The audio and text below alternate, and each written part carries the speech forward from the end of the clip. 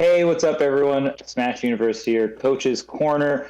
Got Charles, Bam, Ramses, and Tony. And today we are going to be talking about what's hot on Twitter at the moment, talking about banning characters. I think all of us here agree that it's way too early, and I honestly feel like a lot of the top players were using it as like a troll. I don't think anyone really wants to ban this character. I mean, maybe there is some. I will say the only one true point I saw that kind of made sense that I can kind of agree with is Lavish's POV, where it's like, if we ban Steve, Nintendo, it might bring enough attention to this version of the game to a point where Nintendo will patch it. But I even even then, I still don't think that Nintendo would patch the game even if we ban Steve, just because Nintendo just doesn't care. Like that, you're trying to bank on Nintendo caring in that specific situation, but that was really the only kind of argument that I saw that was kind of had a legit POV on banning Steve. But it's obviously too early, right? We don't really know anything about this character, and I think it was very clear that a lot of the players don't really know much of the counterplay. A lot of the Steves are just getting away with like blatantly like easy to deal with counterplay situations. Like when you get back thrown and you don't take the block, like come on. Obviously it's really hard, and we're not top players, right? So it's not like it's easy to do, but there is definitely a lot of room for Ramsey. improvement in terms of the matchup. That's okay, Ramsey. He's No, all. I'm just kidding. It depends on what you count as top player. So you know, like I'm willing to sit this one out. I'm willing to sit this one out. I'm not a top level player. Well, when I say top level player, I'm talking like Yeah. PGR top 30, top 20, something like along Yeah, I those get lines. you, I Is get like you. my definition. I mean, Ramses is probably the best player here in this podcast for sure. So, For sure. and obviously one of the better players in Europe as well. So, I mean, shout out to that. I mean, what is your opinion, Ramses, on like? I don't know how rampant Steve is in Europe and what the counterplay development in Europe's going on right now. Yeah, so we've been seeing an uptick in Europe in two players. So we had Trop, who beat Litany a while back, and Mazebeans, who is the #1 player in Scotland. And if I messed up which of the UK countries that is, I'm sorry. But I think he's the #1 in Scotland. And he's been doing really well in like the UK as a whole. So like you have the United Kingdoms, which is like England, Scotland, Ireland, etc. We're seeing a little bit more Steve. There's also like a decent Steve in Germany. But the hotspot for Smash in Europe, which is France, doesn't have like a really good Steve at the moment. So in that sense, he's not super prevalent in most of our results. But I feel like the thing about Steve that I think makes the character more bearable is that, and this is gonna you can interpret this in a negative way and in a positive way. But we're gonna go positive today. You can succeed with Steve to a larger degree than a lot of other characters without having a lot of fundamental skills in the game because of the way that his toolset works.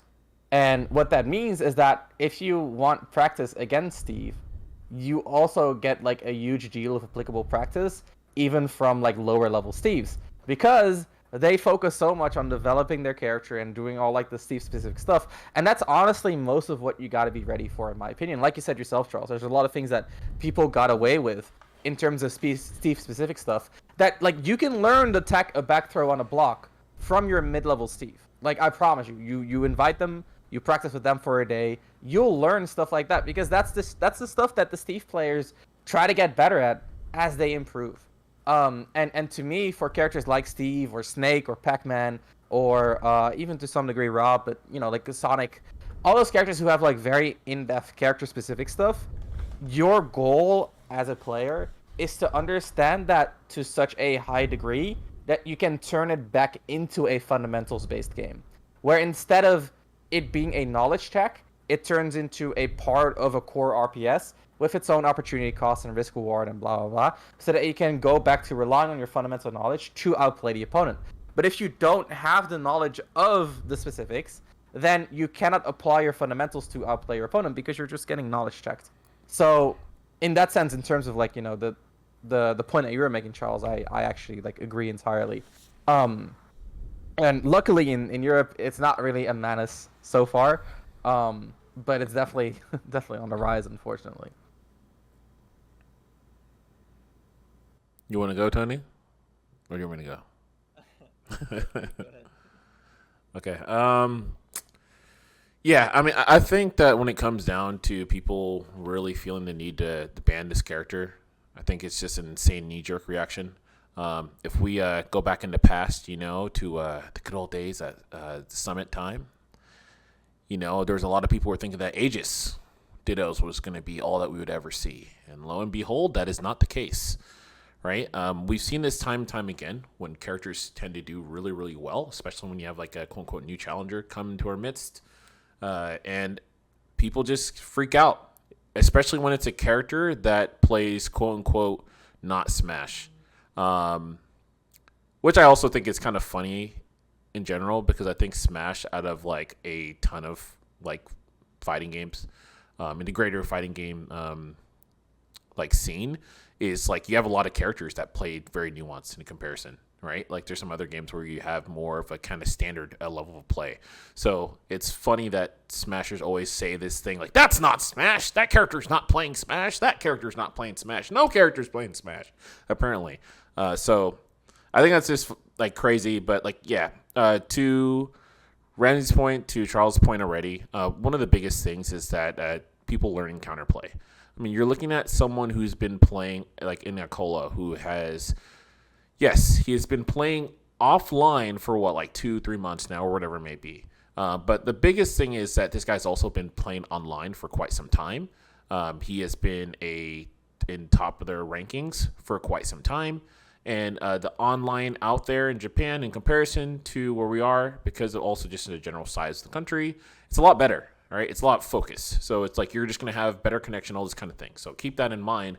And we can point to other players too, where you have the Spargos, right? And like other people who were really, really good online, and then they went offline, and surprise, surprise, they ended up actually being good, period. Right? So I think that's one thing, because I think there's this weird idea that like this mysterious 2-month-old kid just went, oh, goo gaga, Steve, and they just beat everyone. Like, that's not what happened. But also, if anything, that is like MK Leo's story, because like, right, didn't he win his first tournament when he was like 12? Yeah, exactly, right, exactly. He didn't even have Steve. He didn't. Yeah, how did he do it? No one knows. Without Steve? Impossible. We've seen this story before. Yes. Well, he played Meta Knight in Smash 4. It's comparable. Oh yeah, of course, clearly, clearly. Yeah, so you just have like that's one aspect of the story, right? And then it's like again the counterplay. We talked about it briefly already, but you've even heard from players, right? Talking about like when you were underneath a Steve, like you can't be directly underneath him, right? A lot of people were standing there in that situation and they would get jammed for it, right? They would get hit by anvil or do a lot in their shield. When it's a character who doesn't have crazy aerial drift anyways, not going to have that kind of aerial mobility. And so like a lot of characters, like you can dash or you can even just go ahead and walk in certain cases and be okay. But we weren't seeing that from people. It's funny because players were even saying that on the couch, and then they would go and play and literally do the exact same thing in shield and get bodied, right? But it's that alone should tell you that people are already seeing issues at hand with this, like certain strategies, and there's counterplay for that, right? So once you start taking that into account, once you start thinking about Akola's been playing, like you guys have never played a Steve of that level. We talked about it in previous podcasts about Light, right? There's no Fox playing like Light. There's no Steve playing like Akola, right? And he's also been able to play a multitude of different characters. Like even though he's had that short time that, again, that 2-month, 3-month time span he's been playing offline. Online's been playing against a plethora of characters. And he's playing against a lot of people in Japan. And Japan, on average, so like the level of the players like out there, right? Like there's a lot of players there, and average just really good, great character specialists. So he probably knows how to fight your character far better than you know how to fight his character, who everyone's saying that is like the best character in the game, right? So if you take all those things into aspect, right, and yet you are continuing to learn and you are getting better as it goes on, like in real time at the tournament. Does this character need to be banned, right? I don't see it. I don't see it immediately right now. I can understand people's frustrations and concerns, but I don't see that immediately right now. Also, I think when it comes down to yes, character has broken mechanics, like block period is insane, right? And that's something that a lot of us who were thinking about this Probably the character best when we move saw in the it, game by yeah, far. oh for sure. Like, and then Like, most of us thought that from like we saw it and we're like, this that maybe move's pretty Monado wild. might be better, but it's like I don't know. Did that Monado move's block crazy. is wild. Monado is wild for sure. Like Right. they're insane. Thanks, guys. Yes. I just need to hear that. Yeah, of course. We You know, can we continue. gotta make sure top player Ramsey. You know, we gotta make sure the people know. Stop! Don't do that. Hey man, you earned it. you earned it, man. You earned it. But yeah, I mean, that's pretty much what I gotta say right now. I think it's just wild that we have once again gone into a knee-jerk reaction. It's just, I guess, the negative feedback loop that we always see from Smash Twitter, and especially when top players say that too, then everyone gets up in arms and gets insane. But again, let's say already in real time we saw people getting better at counterplay. There's much more for people to learn there, and I think when it comes to the information war, Acola had a huge jump on them in comparison. And so they need to take that into account and understand how well they did, despite all of that, despite the level of this character that we think the character is. And people need to look around too and see, like, do you see the oversaturation, right? I think that's a big proponent too of like when we're thinking about like a bannable character, right? Are we seeing that all these random people are picking up? Are people getting better with this character? Yes, you're seeing more Steves pop up, but is it something where I'm seeing my O2 warrior all of a sudden just dominating my region and like flying around all stuff? No. Could that happen? Maybe in time. We'll see. But we haven't seen it thus far since this character's been out. And I think that's a very important distinction to make when you are looking at like what should be banned here. So that's just how I see it right now. How do you see it, Tony? There's a couple of Steve players I considered mentioning. So the thing is, Name all the carried Steve players on your mind right now. Go. No. Tell me. Tell me right now. I live in Europe. I don't have actual. Go on.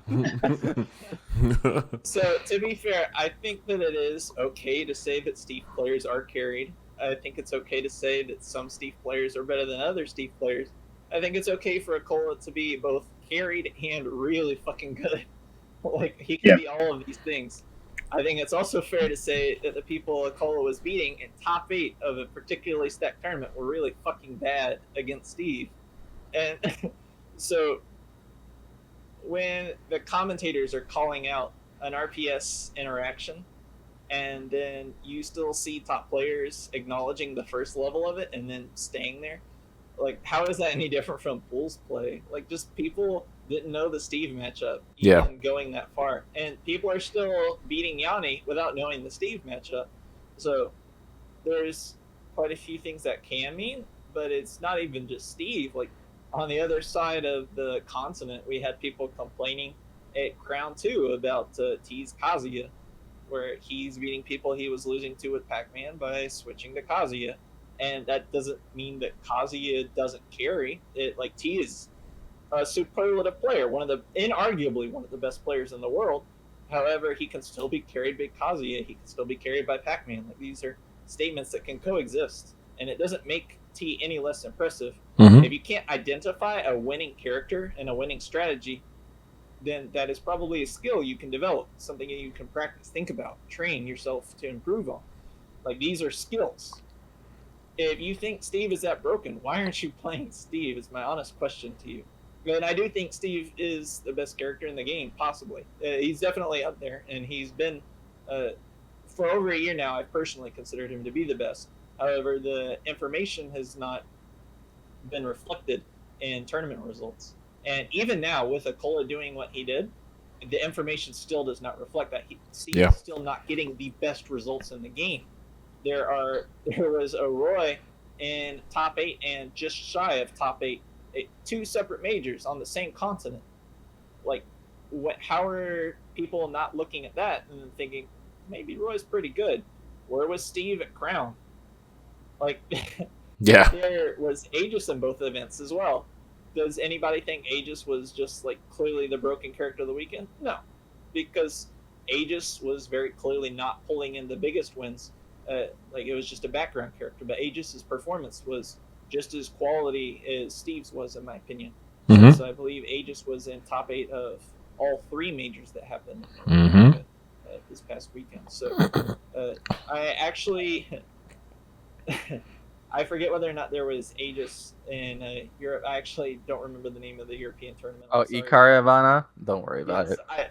I looked at it and I was like, I can't pronounce this, and I forgot the name since. That's all good. That's all good. No, we did not have we did have 2 Samus players, but Yes. we did not have Aegis. So maybe maybe Samus is the real evil. Who knows? Who knows? Hey, if you wanna suggest that notion over here, I would not be opposed. Don't want Samus gone. I don't think anybody likes playing against that character. The idea though is that what makes a character bannable, and I believe my Smash Corner made a decent introduction to this way back at Smash 4, but the general principles of what they were looking at, some of the examples they used still carry over to this day, including controller mods, God bless. Mm-hmm. So the idea though is that if you are banning a character when they are not even bringing in superlative results, then you're not really banning the character. You are banning the play because you don't like the way they play. And that's really what I think that people are taking umbrage with. It's that this character doesn't play the specific play patterns that I am comfortable with, that I find enjoyable. Therefore, I don't want to play against this character. I don't think that that character plays in the way that I judge to be skillful, and therefore I don't want that character to be possible, because I don't want to be outplayed on this metric when I'm not trying to play that game.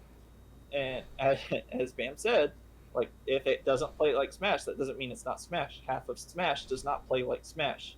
It's not a meaningful designation anymore. You need to sometimes play the mini game that your opponent wants to play. And there are certain mini games that we're all accompanied with, we're all comfortable with. Things like Roy, where I think like Roy, Cloud, etc., are inarguably Smash characters. They're just very powerful. Like, the actual values of those characters are pretty high. Like, their frame data is good, their reach is good, their fall speeds and drift speeds are good. They make sense on paper. You can actually spot these characters are going to be good if you just look at the numbers. So I think that those are characters that people are more comfortable with being indisputably the best characters. Whereas a character like Steve, if you ask someone why Steve is broken, different people are actually going to give you different answers.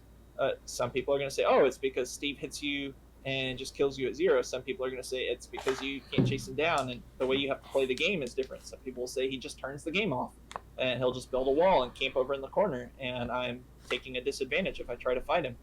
And like, people have different answers. There's different ways that Steve is strong, and I think that those are all valid answers.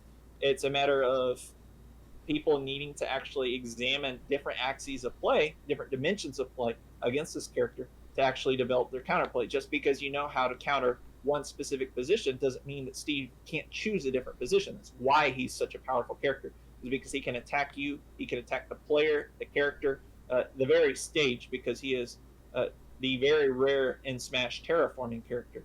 So in a game like Rivals, if you take a character like that, it's just a character. But in Smash, most characters can't do this, and so the mindsets of that's not fair, my character can't do this, and no other character at this level can do this. But that's not necessarily a bannable offense. It just means it's an uncomfortable. It's something that others aren't going to enjoy as much. So, I think the slippery slope of that argument, though, is that we've been through it before with stages. Because, like, the thing that we banned the most of is stages, right? Yeah. And the issue I've always had with stage banning is that there's not, like, actually, like, unified criteria through which we decide to ban a stage or not. So, like, is the difference between Battlefield and Dreamland significant enough to warrant, like, the fact that they're, because Dreamland is banned because it's too similar to Battlefield.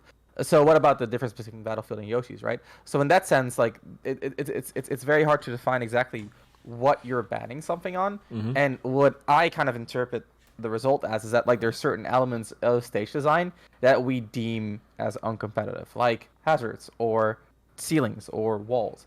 And I think that is kind of what people are struggling with right now, in that, like, is it technically like broken or busted? No. Could we play a tournament on a stage list with, like PictoChat and Dracula's Castle and Rainbow Cruise? Yes. Is that the type of skill we want to test as a community? Probably not. And I think that is what people are kind of struggling with right now with Steve, is that like, are the skills that Steve is testing, are those skills that we want to be tested as a community? And I think for us as like analysts, it's like we try again, like I pointed out before, we try to reduce something down to a point where it's like part of an interactive RPS, where you have your risk rewards and your reads and your, but most players, they just look at the interaction and they're like, that's bullshit. I don't want to play that interaction. And like, I don't blame them, because I'll be honest, a lot of Steve interactions are bullshit. Just like Kazuya, just like Sonic. I think those three are the worst offenders in Smash Ultimate. Luigi, yeah. But Luigi is at least like limited by percentage. You can platform camp him and like get rid of most of the egregious bullshit. But anyway, point being, there are a few characters who just like introduce certain skill checks that are very different than what the rest of the class do, that are very unique to them. Yeah. And in that sense, I think those three are the most unique. I think Luigi takes a skill check that we know and pushes it to an extreme, right?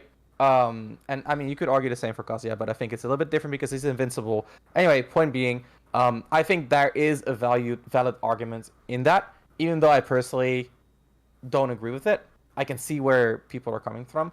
I think the more important or the more enticing argument to me, and this is kind of changing the subject, so if you want to continue your point, Tony, feel free to do so. But I just want to throw this on the table. I think something that people bring up is kind of like the interest in the game. And I think if the game turns out to be more, more Minecraft Steve and Tekken and Sonic Adventure 5, then people might not be as interested in Smash as a game as a whole, both player-wise and audience-wise. And I think that's something that we saw in Smash 4, where like as soon as Bayo and Cloud started becoming like 90% of the meta, like viewership numbers went down. I don't know if you guys remember, but viewership numbers it tanked. Oh, absolutely. Became meta. Absolutely. We should have banned Bayo. I will say that. Bayo should have been banned in Smash 4. I'm not on the I think Meta Knight should have been banned. Think. I think Meta Knight should have been banned if half of the players in that game did not play Meta Knight. But I think Bayo ban from like a viewer point made sense. From a viewer point of view, makes a lot of sense. I think from a competitive, that character was just broken and fucked the viewership. Like that, Bayo attacked every state of that game. Bayo was like clearly the best character. I had players in my region that like I would never think would take a set from me. Like even when I lived in Hawaii, and just 2-0 me for free. And I'm just like in a dazed state of just like, what the fuck just happened to me? Like that character was so broken, carried so much people, screwed the viewership, but like Bayo's hitting every single check mark, and we just said fuck it. And the only reason why we didn't ban Bayo is because Ultimate was right around the corner. That's the only reason why Bayo didn't get banned. I personally think there was like gameplay wise, Bayo was more manageable, but I think and this is not to like stroke my ego, but I also think I was like one of the best players in the world as the Ying Bayo. I literally made a combo video of me as the Ying Bayo combos, and like when I played against Bayo in my region, I would SDI out of their up B, and they would down B because they knew I would SDI out and reversal them, so they would witch time preemptively to continue their combo. So I think like in that sense, like if people SDI the right way, they're like you still caught like a good amount of damage. But that anyway, let's not talk about Bayo. Point is, I think there are like broken characters where they are clearly extremely good and they bypass a lot of like the things that you need to do in the game, like a Bayonetta, and like to some degree Steve as well. We're yet to see the extent to which Steve follows that trend, but I think in that sense, Steve is very similar to Bayo, where we see a lot of players that we've never seen before that don't have a record of being well-performing players suddenly do a lot better than they did before. I think in that sense, Bayo and Steve are extremely similar. And I think, to me, that does not really matter. I think what is important to me is like how reasonable, and I think reasonable is a very subjective term, so I'm using that word cautiously, but how reasonable is the counterplay? So if you think about like Meta Knight, the counterplay to Meta Knight was not reasonable, right? Like even if you counterplay that character perfectly, he still was like 10 times stronger than you. And most of the counterplay, like it was extremely precise. and it like the RPS, even if you did it well, was still like, entirely in his favor. Where I felt like at least with something like Bayo, it felt like some of the counterplay, especially if you're neutral, right? There was a lot of ways to like compensate for a lot of that. If you knew how to SDI, there was a lot of things to do there. People got better at recovering around her gimps. I mean, you're a Fox player. You probably had a little bit of a different experience in that sense, and I totally respect that. I think it's very valid to say that various characters had it different degrees of bad. I mean, I played Corrin. Corrin Bayo was all but even, right? So in that sense, I can admit that I might be a little bit biased. But I think if you look at Steve, to me, like if I look at like theoretical Steve, I feel like his counterplay is gonna be less reasonable than the counterplay that you have towards Bayo. And I legitimately think that. I think the counterplay to Steve is gonna be very very tight execution wise, very demanding mentally, and also like the RPS that you're playing as a result is probably gonna be shit. And I think that is theoretical. So I think there's still like a lot of counterplay that's still to be developed. But like as someone who plays a character that does well against Steve, I play Shulk. What I notice is like I can avoid, like I have shield art, I have smash art, I have a big sword. I don't get comboed by Steve at all. But like you catch a dash attack, and then you're in like a pretty shitty spot where he has like still one of the, like he has Meta Knight up air. He has Meta Knight fucking up air. He has a command grab projectile that even if you dodge it, forces you into a shitty situation. So like camping him is not an option even if you're going for timeout. I saw some people suggest on socials that you should time him out. I'm like, no, dude. Like he just throws a minecart, and then you're either in the air or rolling in, which are both extremely vulnerable. And then like eventually he gets like his diamond off as well. So in that sense, I feel like if I think about his counterplay and like long term, I think it's gonna be, not reasonable enough to have a fun time playing against.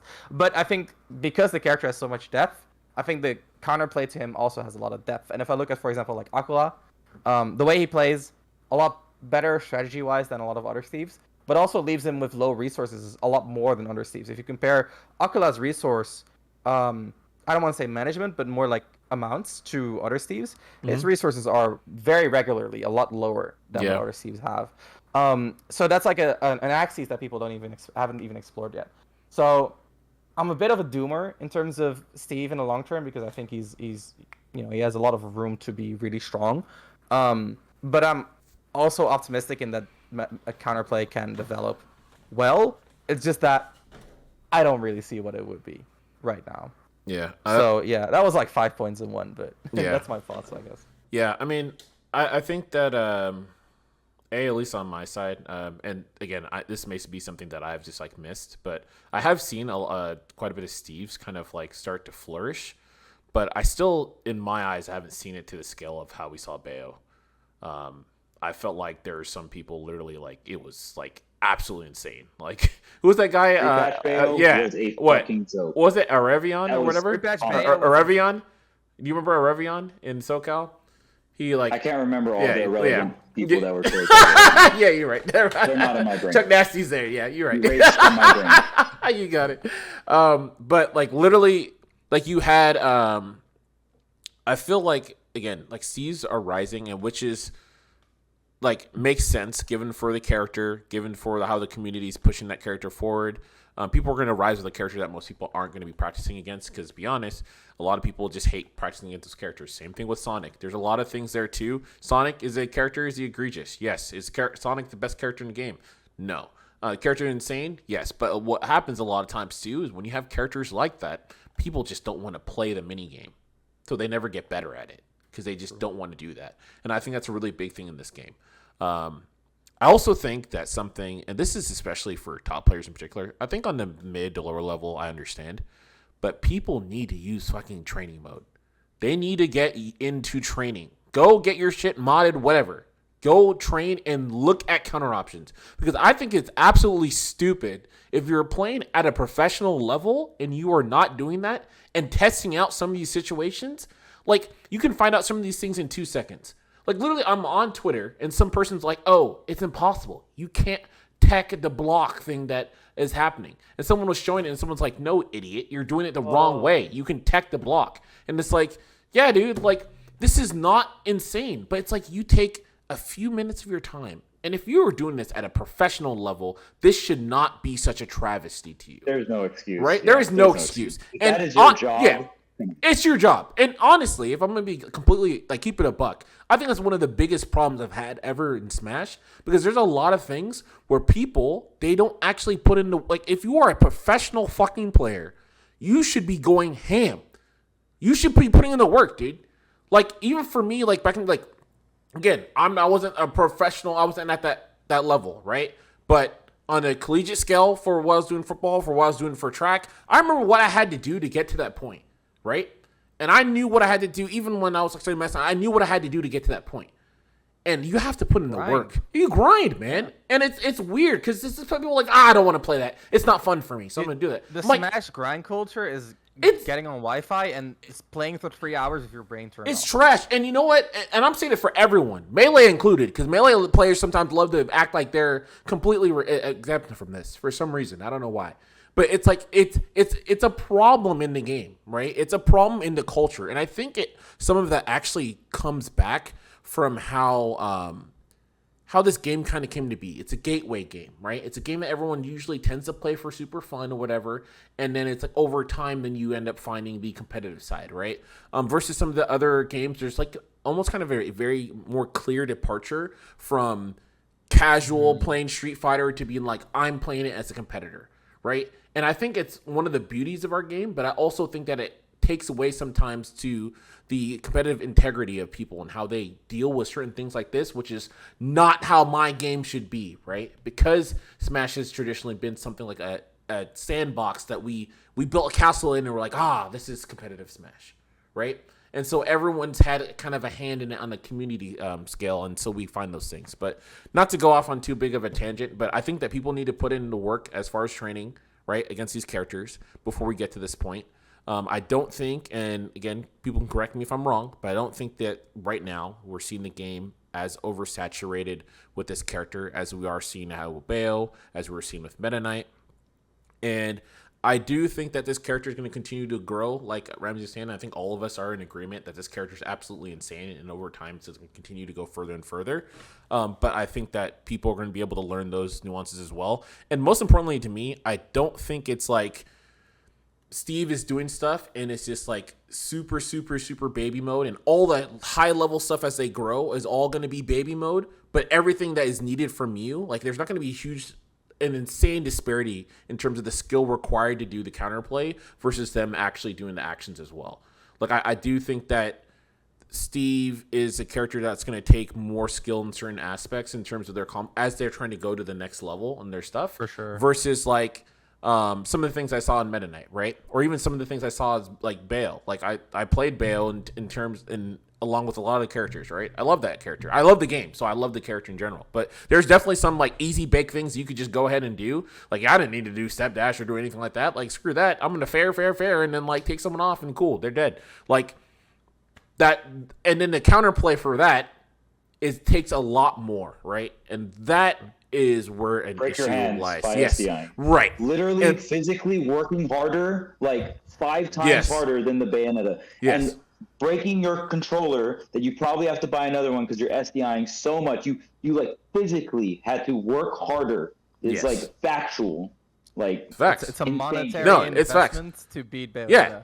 No, exactly. And that's trash. And that's trash. I think that's completely trash. Like that is something where like an issue where if there's counterplay, but it's still within the threshold of that kind of the similar skill like that is it's required. reasonable, It's right? reasonable, Yeah. right? But it's insane where it's like I got to do a backflip and do all this and whatever, and all you got to do is press one button. Fuck out of here. That's a problem, right? Yeah.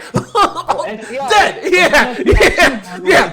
That's trash. No, so tone it down a little bit because Yeah. you can't go too ham, but you gotta like go this super sweet dude, spot. Like, people are that's dying from good SDI. Get that out of here. That's trash. I'm like, that's trash. The ideal SDI against Bayo was the SDI the first hit into the witch twist so that you wouldn't get single hit, and then you have to SDI the rest of the hit down Christ. and out so that you could fall out. I'll be real. It was really fun to learn because you get to surprise the Bayos, but it was definitely it's any of like the mash or SDI, like those mechanics. If that is like the core counterplay, it's never a fun time. Yeah. Because it's like physically gated in a way that makes no sense. And then Absolutely. especially, and this is something that people don't really talk about, this game has input delay as fuck, which makes like SDI even worse, right? Like I was better at SD, like I'm really good at SDIing. I cannot SDI out of Ryu shit in this game because if I react to the hit, my SDI just comes in a bit too late. You have to do it because- early Like I tested in this this, game. it's because of the little bit of extra input delay. Yep. In Smash 4, like if I anticipate an up tilt 1, I'm out of there. I'm fucking gone. Yeah. In this game, if I anticipate an up tilt, I get a hit confirmed. Mm-hmm. So the input delay like makes all the technical stuff that you're doing even harder to do, which is actual suffering too. So yeah, there's a lot of layers to, or what I'm kind of getting from this conversation that I think is interesting is that there's a lot of axes on which you can judge whether counterplay is fair or not. And I think in that sense there are a lot of perspectives that I haven't considered myself yet. And I also think that's why this conversation is so confusing on Twitter. Same for like stage banning, right? Yeah, agreed. Yeah, and that's also why I'm a big fan of just following the results. Like Tony said, right? Like where are the like are they crowding? Are they Meta Knight levels of dominant or like Cloud Smash 4 doubles level of dominant, or even if you look at majors, Smash 4 majors levels of dominant? Not really. And I think because there are so many ways to interpret what is bannable, I think at the end of the day, the only solid compromise you'll reach is to go by results. That's like yeah. To be clear, especially since this kind of goes hand in hand with stage bans and our stage discussion, which I believe was the Twitter discourse the week before, from Battle of BC4. Yep. Oh, that rule set. Kazuya FD, baby. Can we ban that rule set? I'm kidding. The idea is that just because something is competitively viable, just because something is fair, just because something has counterplay, does not necessarily mean that we are forced to play with it. If the community doesn't want to do something, what is forcing us? Now, I say this, but especially with the Panda Global Circuit coming up here, I believe that starts next week in Florida, actually, at CEO. And we're going to have the Panda Global Circuit starting, and then there are obviously going to be a unified rule set for those events, as it is a circuit. So it's probably the closest we have had in the game to a unified rule set. However, one of the aspects of it that was immediately criticized is that there is Lilat is a legal counterpick stage. And for those who are not aware, Lilat is very A bad stage. So I personally couldn't care less. And I also don't care about Steve, and I didn't care about Bayo, and I didn't care about Meta Knight. So these things that don't necessarily bother me personally, when they're banned, I also recognize that there are a lot of people who very strongly feel that these things shouldn't be in the game. And just because you can make an argument, hey, this thing has very real counterplay, this is symmetrical, if you think it's that broken, you should be doing it. If you don't think it's fun and you don't want to do it anymore, first of all, let me be clear, that is scrubby. However, just because something is scrubby doesn't necessarily mean, even if it's in a competitive environment, that the community has to necessarily follow competitive rules when they are making the rules, because the competitive rules are ultimately whatever we say they are. Now, ideally, you want to make things that are enforceable, but it is absolutely enforceable to not select Steve, to not select Lilat, to not select Kazuya, or Yoshi's Island, or 75mm, whatever it is. It is absolutely possible for us to enforce these rules to make them consistent. The issue then is, well, why is every tournament not running these rules? And the answer is because they think they have a better idea, and they might. So something you need to understand is that every region has its own player base, and that player base has its own preferences. When I am running my events for my local player base, they don't like Lilat, but then when I go to the neighboring regions, the cities just around them, all of a sudden people do like Lilat, and the majority likes Lilat. So then we look at a different region that hates Lilat, and then they come to our tournaments, and they're like, why do you have Lilat? It's because our region likes it. So if now that the Panda Circuit has Lylat as a legal stage, and you take it over, and you have a player base that doesn't like Lylat, are they doing something wrong by banning Lylat from the rules list when all the majors are running it? Probably not. If you as a TO are running a stage list that your region doesn't like and you're making your customers unhappy, you're probably not doing your job as an event organizer or a tournament organizer to make sure that you are representing your customers, your players who are relying on you to set those rules. And so tournament organizers are supposed to advocate for their player bases and actually reach out and ask these people, what do you want? I believe the first major that I was running for Ultimate was, I believe it was Unlocked down in South Florida. Yeah. And I'll tell you right now, the first thing I wanted to run was I already knew that we were just going to go for the third consecutive annoying ass stage list discussion. And I said, you know what? I'm just going to put Battlefield, Final Destination, and Smashville, put it on random button. I don't want to deal with people complaining about the stages. I don't want to deal with people figuring out how to counterpick at their first major event because I knew Ultimate was going to have more players coming in. So why don't I just skip all of these things I dislike, make sure no one can complain that the stage list is wrong, and I'll just go ahead and say, listen. And people complained. Yeah, just press start. Oh, absolutely. Something I did, though, when I was selecting that stage list is I actually got the best players who, let me rephrase, the week one, month one best players from every single area who were coming to the event and asked them what stage list would you like to have me have at this event. And I actually aggregated what those players did. So did something similar to what I believe the current PGR does for their PGR, where they actually survey players and ask them what they think the PGR should look like, and actually use that as I believe it is listed under the metric, the X factor. Yeah. Yes. So the idea, though, is that even when you consult players, even when you ask people, what do you think this should be, even when you look at the data for what is statistically probably correct and then adjust that to match people's expectations, people are still going to be disappointed and in disagreement. So what do you do to decide what gets banned when you have 50 people who want something banned and 50 people who don't? And these are problems where we actually have to ask ourselves, well, who wants this banned? Why do they want it banned? And then we have to figure out, well, I'll just be practical for you. Very pragmatic here. I'm going to do whatever gives me the least headache. Whoever I think is going to scream in my ear the quietest is probably going to be the group that gets left out in the cold, because those are the people who are going to be interrupting me while I'm running my brackets, because I have very real, very serious things I have to do, and I don't have time to stop and say, listen, if you don't like Yoshi's Island, just ban Yoshi's Island. Like, that's just not how that works. And so people need to understand that there are very real circumstances that affect rule sets completely unrelated to gameplay, completely unrelated to game balance.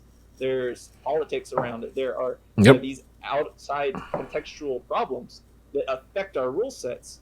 And just because you see this major that you're running doesn't run the rule set that you like, if you're not familiar with that process, sometimes people don't necessarily like the rule sets that they are running. They are running what they think people want.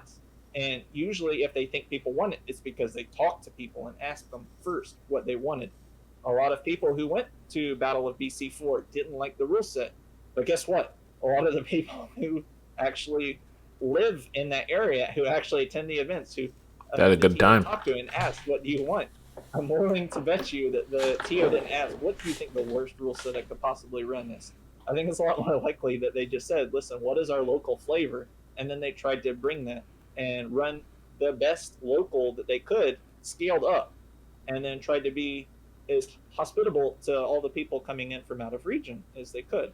So they weren't doing it to ruin people's day. They were doing it because they genuinely are trying to do their best.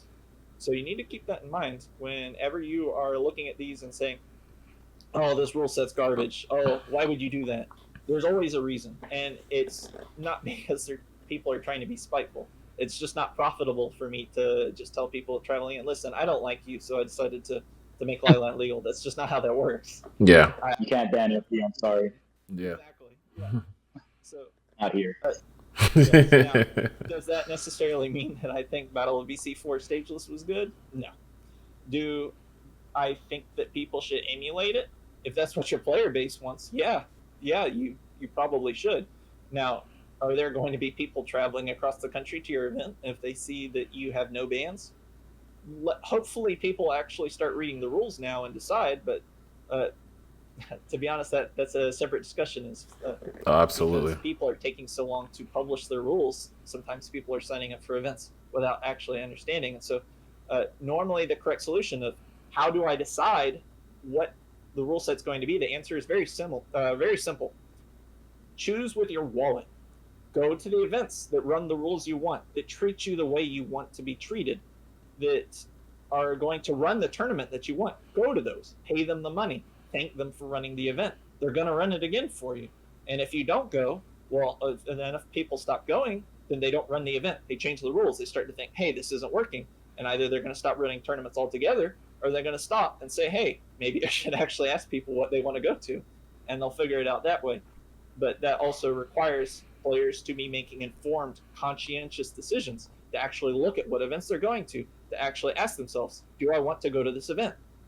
So that's my perspective on the subject of both stages and Steve.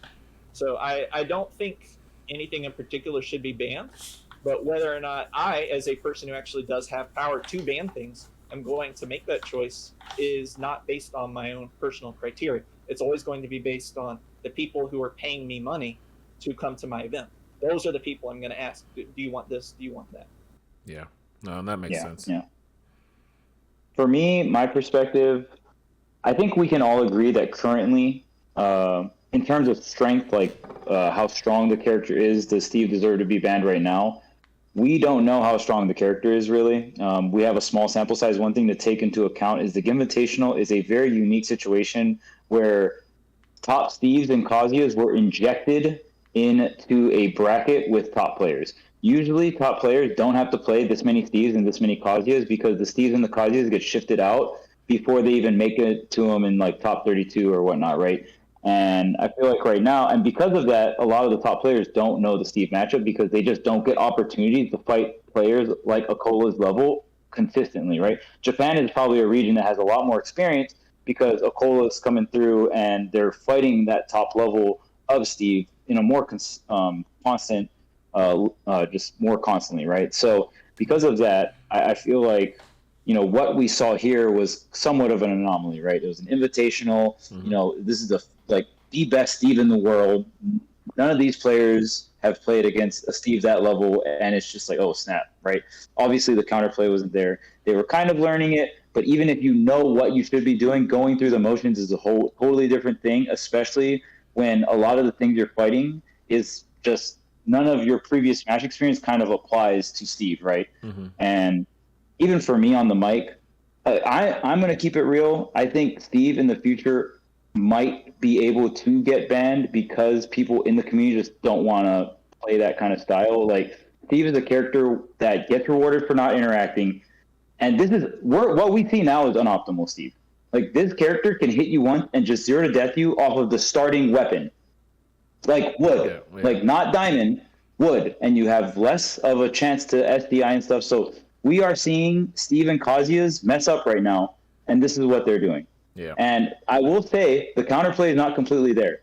I do think in 1 to 2 years, Steve can be worse than Smash 4 Bayo. And one thing I really want people to harp on is just because we didn't ban characters doesn't mean we have to wait till it gets that bad to ban them. We don't have to do that. Smash 4 Bayo should have got banned. Meta Knight probably should have got banned.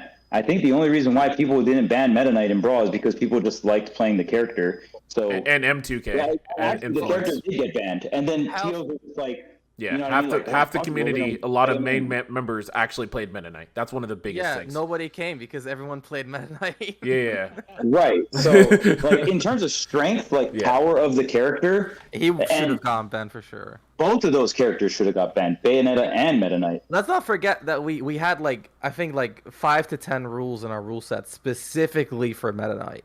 Right? Yes, that's how ridiculous the character. Meta Knight. Dude, That, like, if people ask me what is the best character ever, it's Meta Knight. He hits you once and then he infinite dimensional capes you until the clock runs out. But he cannot infinite dimensional cape because we Because banned we that, had and we rules. banned Oh, yeah, lurking, we and made tons of banned things, yeah. Scrooging, and we Yep. banned stages, and Everything. Right, so- Everything. do not I don't think we're allowed to look at the past and make decisions based off of that, because like the decisions we made were dog shit. They were horrible. And like I said, Bayo probably would have gotten banned, but Ultimate got announced and everyone said fuck it, and they just didn't go to tournaments anymore. The viewership crashed. Another side of the coin you have to look at as well is not only character strength, right? Like I think Steve potentially in the future, the character, like we just don't know. I have to see it. But like when I theory craft Steve, especially after this weekend, I think Steve's the best character in the game, and it's just a matter of time until it comes into fruition with results and stuff like that. But in terms of just like what I see, what the character can do once these players start not messing up, this character is going to be insane. So I think in the future it's possible for Steve to be so strong that he gets banned, but you can't ban him now, right? You can't ban him right now and say, oh, it's because he's too strong, because the result, you don't have the results. It has to be paired up with results, right? Yeah. The other side of the coin. And I don't think this other side I'm explaining doesn't justify trying to ban him now, but I'm just saying the other side is that if the character is just not enjoyable to play against, and people if all the top players said, you know what, fuck this, like I'm not having fun anymore. Like I wanted to do this as my career, but like I hate this game, and I'm not going to put myself through something I hate for money. I'm just going to play another game or do content for this other game, and we lose all of our top players. We start losing viewership. The only reason why Smash is valuable is that number next to the YouTube video, that viewership number. That's the only reason why we're relevant. If we did not have that, Tier 1 orgs would not pick up players. None of this would matter at all. We would go back to the Brawl days where it was just like, oh, wait, we love this game. And I'm not saying that's a bad thing by no means, but obviously being able to do this for money is a very big deal for a lot of people, right? So back in the Brawl days, it was not really a job. It was like, we just love doing this. We do our jobs, and then we do this for fun, and that was our community, right? Now we're in the era of like people do this as their jobs as players and stuff like that, and there's like a bunch of other sub jobs that come around it with like management and content and all of the other stuff. That only is possible because people watch Smash. And if Steve gets to the point where like it starts crashing viewership down, and I mean, who knows, Steve might be the exact opposite. I don't know if viewership likes watching Steve. I know people were complaining about it, but Steve's a popular character. I don't know, like maybe the viewership goes up, but I'm just saying that if there's a character that causes the viewership to go down, there is a technical reason to try to like eliminate that problem, especially if we like start losing top players, the viewership starts crashing. It's like, okay, the ship is sinking, and Steve's over there creating a bunch of holes in this ship. Like, are we tossing him off, or fuck it, we're just gonna sink? Like, right? I mean, that is another side of the coin to look. And I'm not saying that is going to happen. I'm saying that is the other possible reason to ban a character, right? So do I think we should ban Steve or Kazuya right now? Absolutely not. Do I think that it's possible in the future for one or multiple reasons? Absolutely. Because I'll say right now, I don't really compete in Ultimate, but I was thinking about maybe going back to locals and stuff like that. The way the meta is now, fuck no. There's no way I'm competing. There's no way I could compete in this game and take it seriously. Like, just straight up. I'm not going to lie to you. I'm like, there's characters that just hit me once and I die, and you know what I'm saying? Like, that's troll. To me, that's troll. You know what I mean? And that's one of the reasons why I didn't like the ending of Smash 4. And so it's like, and now there's some people that could like that, and that's cool with that. You know what I mean? That's, you do you, right? I mean, everyone has their own preferences, but to me, that's the scary part. And even when I'm on the mic, I try my very best to not be toxic, right? And if I'm not going to be toxic, when I see a situation that makes no sense to me and I'm just like, wow, that just happened. If I'm not going to be toxic and I'm holding it back to be professional, I'm just going to start laughing. That's all I'm going to do. I'm going to just start laughing it up with the boys. Like, wow, Larry got up tilted, point blank with a diamond up tilt. He instinctually shield grabbed. Steve walked away. Larry's at 55 by roll distance from the ledge. Shit was actually gets wild. forward smashed and fucking gets obliterated. Not even close. No DI is going to save you. I think that's fucking bullshit. And that could be, and that's also like probably me being biased because Larry's my friend, but I think that's bullshit. Am I going to say that on the mic? Absolutely, I'm not going to say that on the mic. That's still a really good play. So I'm freaking out because that's fucking bullshit. I'm just going to start laughing. That's like my instinctual commentator thing, because like I'm not going to be like, oh my god, that was fucking bullshit. Da da da da. This guy's carried. Like I'm not going to do that on the mic, and nor. You know what I'm saying? But like that is fucking bullshit though. Like when you break down the risk reward of a Steve up tilting you point blank, right? And then what do they get when they get the hit? And then they can walk, like they can move and do this move. So let's look at like break down the risk reward in a move that they can do while moving. They can 0 to death you off of, and then they can walk away. So your out of scope players can whiff, and then they can kill you with a forward smash that has like 10 to 14 frames of startup or something like that, and obliterate your stock as low as 50%. Like to me, that's bullshit, right? And like, but again, I'm not going to say that on the mic. So that's why I wouldn't play this game. Like, there's no way I go to a tournament and that happens to me and I just like roll up my control and like, yep, GG's, man. Like, no. Not me. Like, not me. No way. I will never. No I will way. never put myself in that position. You know what I mean? And like with the way I'm thinking, and now I haven't competed since Smash 4.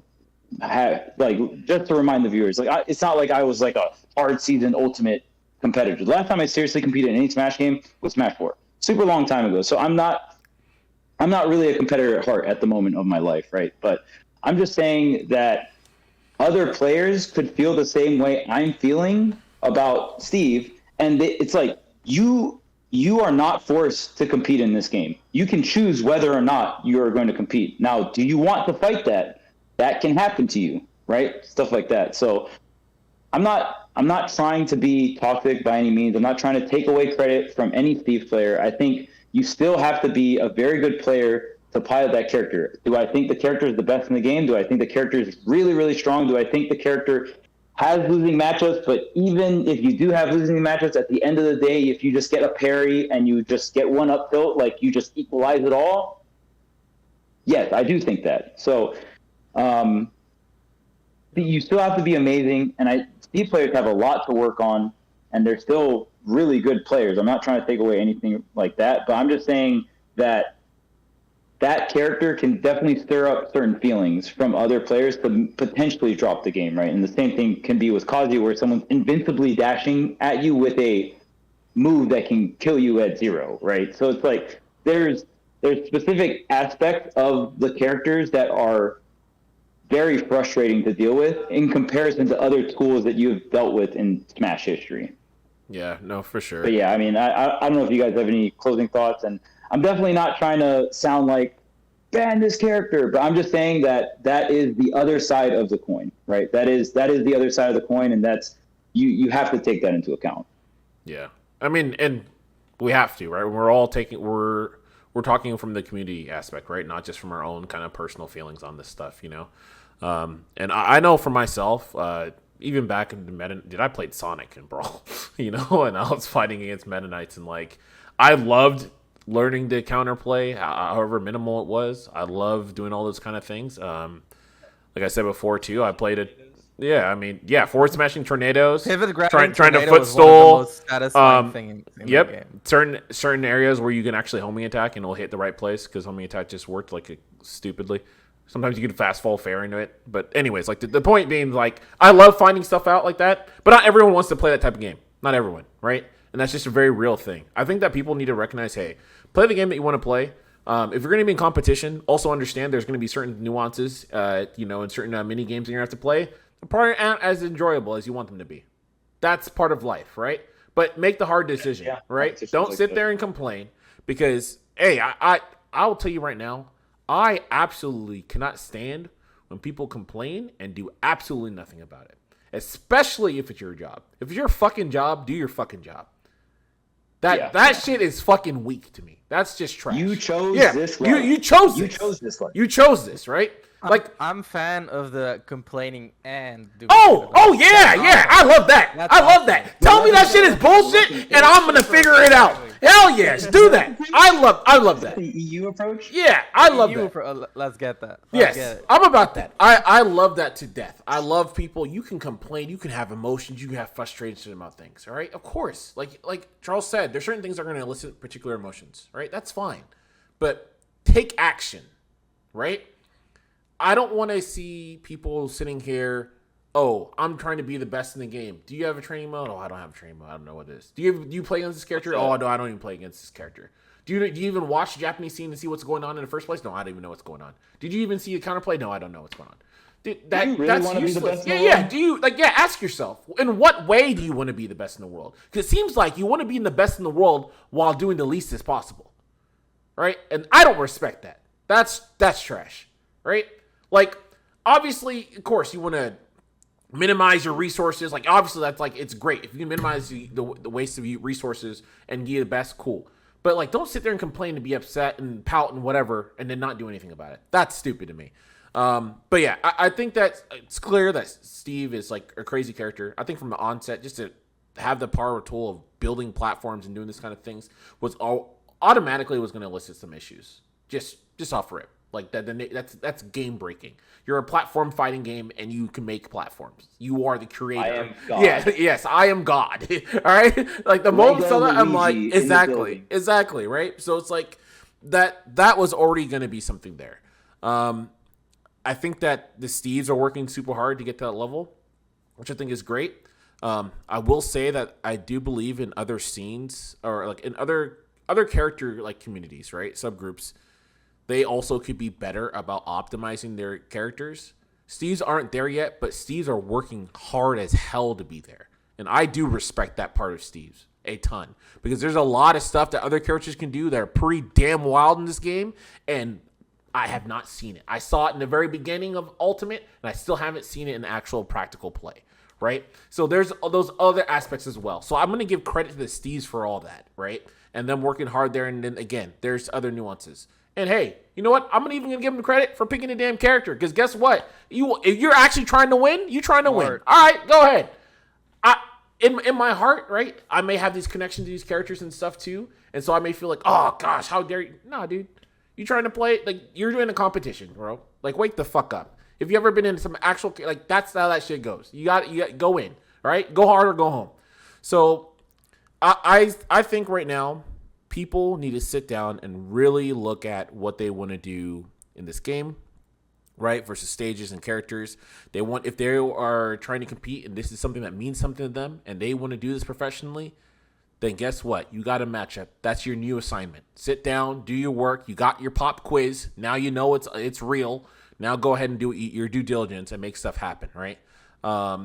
If we get it, also, of course, we all should be looking at the pattern, right? Because if we start to see a pattern, okay, a lot of Steves are rising up. We don't have to wait to get to that point to elicit a ban if it gets there, right?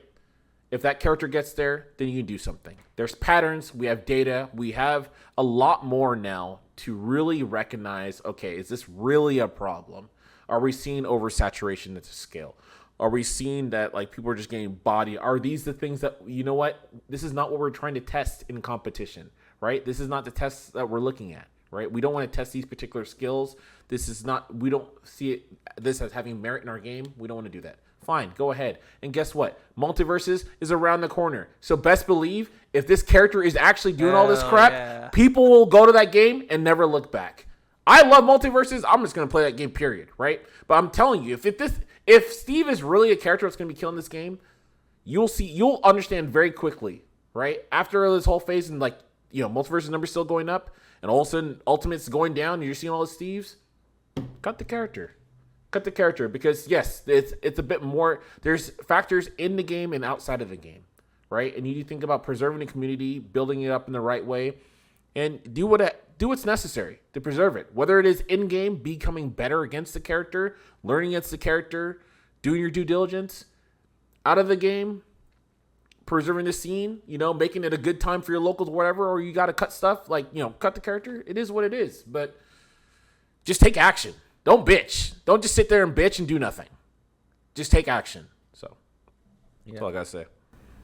So I will go ahead and say that while Steve players have a lot of opportunities to continue improving, even the best Steve players, including Nicola, had a lot of opportunities on things they can do better, both mechanically and in terms of just the recognition of both the opponent's habits and other general layers of the game, like conceptually.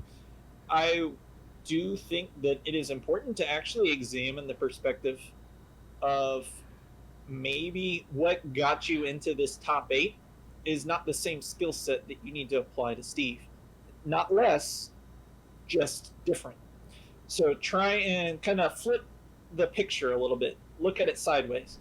Ask why the people who aren't making it through pools can beat these Steves. Like, how many times does Yanni go 2-2 in his region? It's not that Dallas is just the best region in the world, although they are a good region. It's that they understand the perspective. They understand the actual puzzle that they're trying to solve here on an axis that players who are generally considered to be some of the best in the world might not necessarily grasp.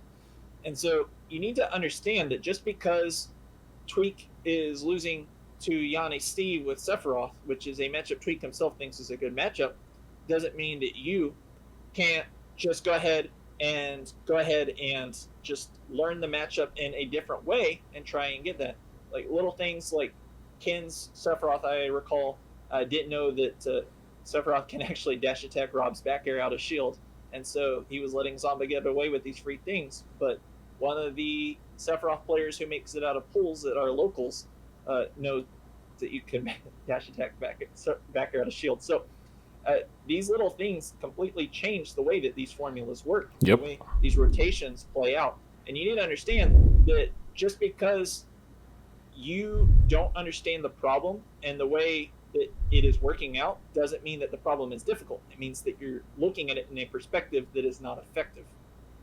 You need to understand that there is, even if you do find counterplay, that doesn't necessarily mean that you're going to stay winning. I recall Sean versus Onan, I believe, in Midwest happened, and Onan beat Sean. And Sean specifically said that he actually was caught off guard because Onan understood a level of counterplay to just the little interaction where you can push Steve off of his crafting table while he's crafting with invulnerability. And so Onan would start feinting a craft, and then he'd forward smash or up smash, and you just run into it. Except then Sean immediately counterplayed that later on in that same bracket by pushing Steve off of the block or feinting it, and then he just dash shield, wait for Steve to put out the smash attack, and then he punished the smash attack out of shield. Really basic counterplay, but these are things that we weren't necessarily seeing in the Invitational with players who are arguably worse on every single respect than the players who were at the Invitational. Yep. But it doesn't matter if you don't recognize these aspects of that play. So I think that people shouldn't be surprised when Steve gets better. It's worth noting that Bayo took almost 2 years to win her first major. Like, she got nerfed and then her results got better despite getting nerfed because the Bayo players themselves didn't understand how the character worked. And Bayo is significantly less complex than Steve too, right? Yes. So that's 2 years for a character that's less complex. Absolutely. So the people need to understand Steve is going to get better. People are going to learn counterplay to what Steve is doing now that is winning, and then Steves are going to start beating what they're doing. And so that just because you see somebody counteracting your just DI, SDI doesn't mean that that's the end of the gameplay. Just because they answer one level of adaptation doesn't mean that it doesn't turn and fold back in on itself to make a rock, paper, scissors interaction. As Ramsey said, if you're always just SDIing in a certain direction and it's not the correct direction and you get single hit because Bayo just reverse up Bs, that doesn't mean, oh, Bayo doesn't have counterplay. It means that there's another layer of counterplay, and she has counterplay to your counterplay, and then that counterplay probably has counterplay. Mm-hmm. Surprise! It's a complex game that is deep and rewards people who put more thought into it, who investigate that next level. Now, is the risk-reward balanced? I don't know. We don't know what that counterplay is necessarily. But the idea is that you can't just see someone finding an answer to a problematic situation and then an answer to their answer and then just assume that, oh, well, Steve always has the answers. Well, Steve can always have the answers, no matter whether or not the player who is piloting Steve is always going to have the answer. It's a matter of whether or not the person who's trying to defeat Steve is always going to have those answers. That's where player skill, player choices, player interactions are going to come into the fray. And that is why we compete in the first place, to test these players versus player interactions. And these are things that we want to see. So when Steve starts making timer-based games where the opponent genuinely just can't play, that's when we're going to be concerned. That's when I personally am going to be concerned. And I do think that's something Steve is capable of. But in the meantime, if you are losing to Steve because he hits you 10 times harder than you're hitting him, then odds are pretty high that there's a level of counterplay that you don't have yet. And I think that if you are watching this as a competitive, or particularly the professional players, since that's the people who I believe we're addressing today the most, you need to understand that your attitude going into the situation when you're asking, well, what is my problem and how am I going to solve it? If you're going in with a Debbie Downer attitude to begin with, if you're telling yourself, Steve is bullshit, what do I have to do to deal with Steve's bullshit? Don't be surprised when you don't like the situation that you find. Now, if you go in under the assumption there is counterplay and I'm going to have an answer to it, and then I'm going to try and think of what Steve can do to counter my counter and then figure out the counter to that, then you're going to go in and you're going to have a premeditated answer to whatever the Steve player has to think of in the moment. You're going to catch them off guard. So it's important that you maintain your attitude of fairness and that you understand that even if Steve does play a separate game, that if this is something you really want to do, competitive Smash is something you really want to do, especially going into the future, based on the way Smash has been designed up to this point.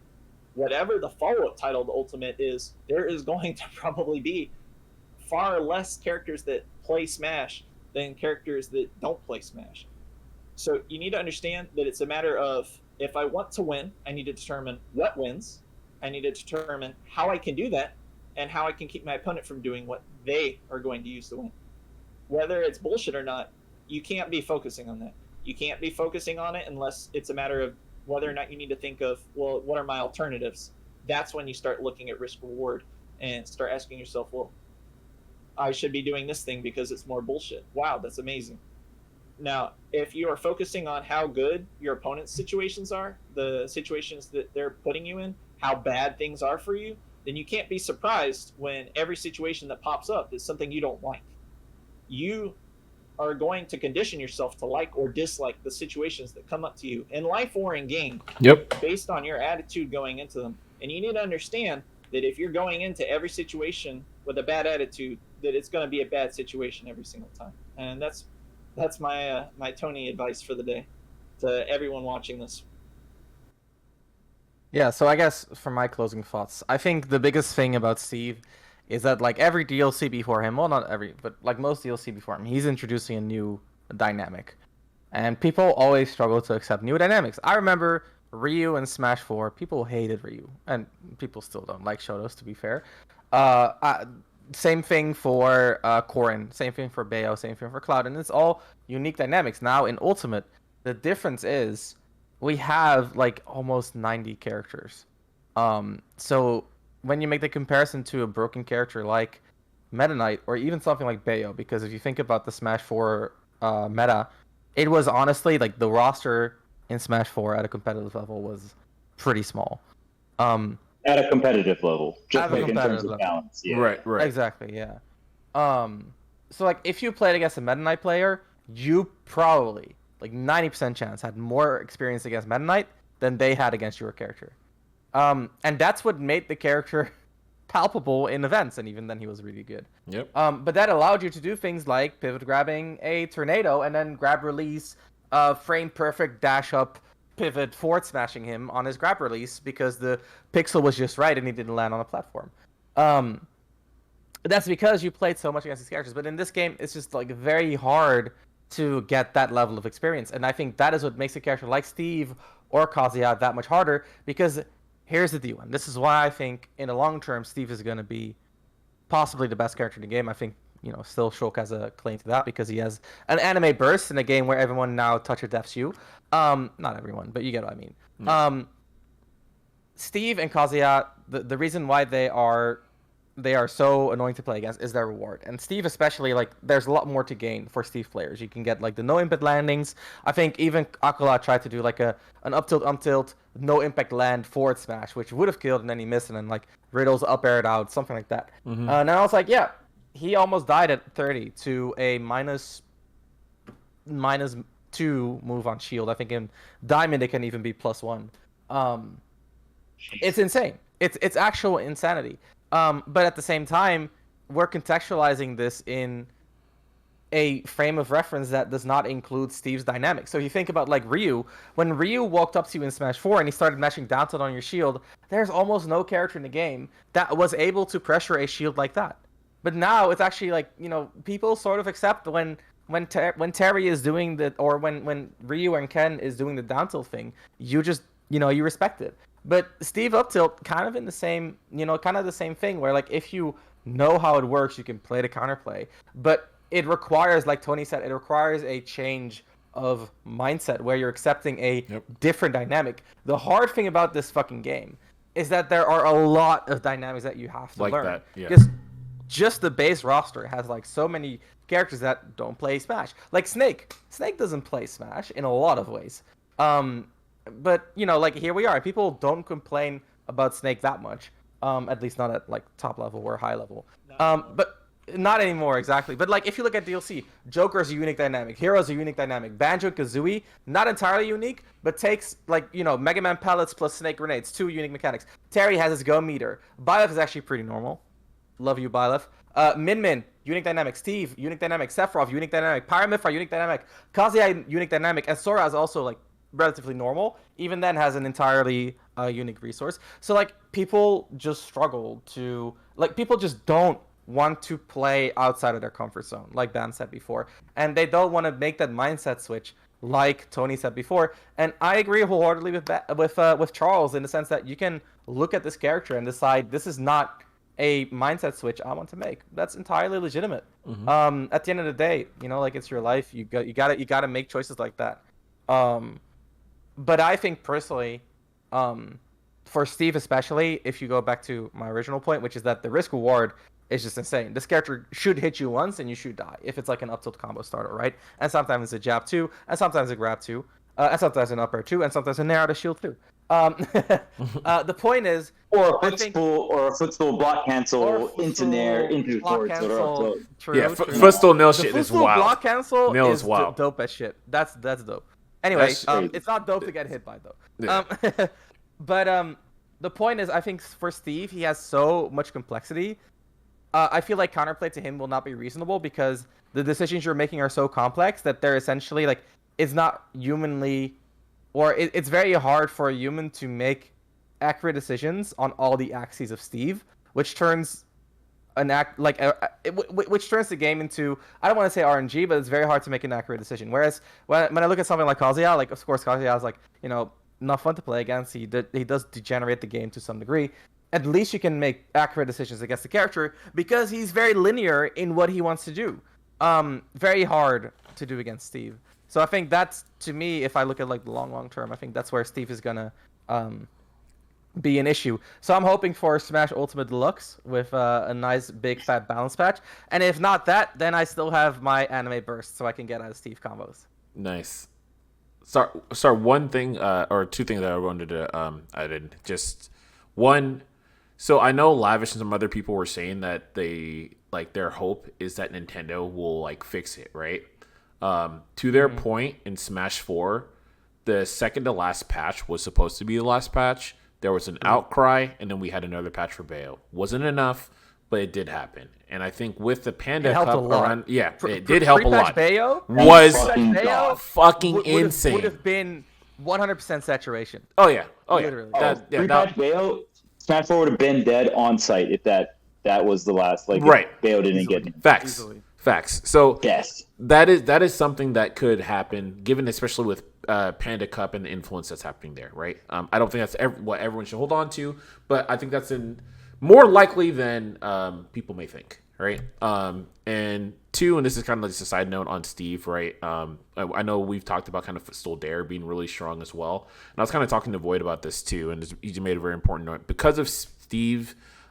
Just his general his spacing and his mobility. A lot of times it's a lot more on you to space around his shield in order for him to actually get a footstool dare versus some other characters because of his overall stats being so abysmal, right? So that's just something to think about when you're going up against, because sometimes people just think that you can just footstool the world just because of the frame advantage. It's obviously it takes in tandem to how close you are to the character, but just two things. Again, I agree with everyone here. We understand that this character is insane and broken, and but at the end of the day, it's a challenge to put in front of you. If you want to deal with it, cool, go ahead and do it. If not, you can sit there and go to something else. That's follow us on Twitter. Too. Yeah, follow us on Twitter. Get 500 likes. Exactly. Do something, man. But take the action. Whether you want to challenge this challenge or go to somewhere else. Find another day. But greener pastures. Yep, there are greener pastures. Yeah, absolutely. So make sure to let us know in the comments what you guys think about Steve and Kazuya and the topics below, just the band in general, throughout Smash and all that jazz. And we'll see you guys on the next one. Clap dismissed.